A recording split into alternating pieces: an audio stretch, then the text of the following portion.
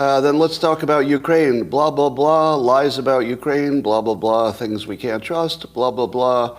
Russian assault. Blah, blah, blah. Ukraine fighting them back. Blah, blah, blah. Russian heavy casualties, maybe. Blah, blah, blah. No word about Ukrainian casualties, as usual. Nothing we can believe there.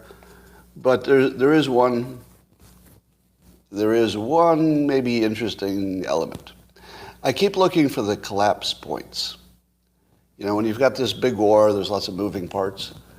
Sometimes you're close to collapse without knowing it. Because if any one of the components, goes bad, like let's say if the supply chain for the war dried up, because the Ukrainians did a good job, that'd be kind of a collapse point.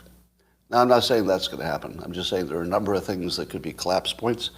And one of them is this.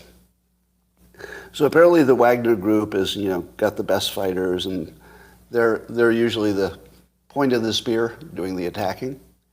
And they're doing an attack in which they're reportedly, again, you can't believe anything out of Ukraine, but reportedly Wagner group is sending their best troops in on this fight, and there are heavy casualties. Well, how many of the best troops are left?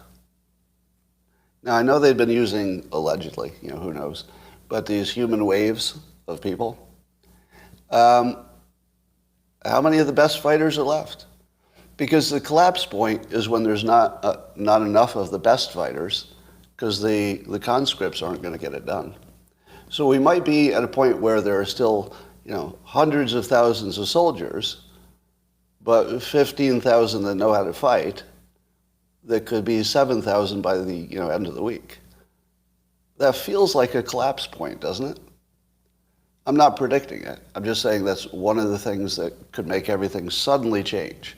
A sudden change would be, and I'm just making up numbers, 15,000 really good fighters.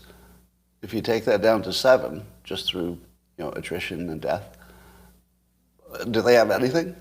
At that point, are they just done? They can't fight at that point? I mean, we might be getting close to that. But again, no information that comes out of Ukraine is reliable.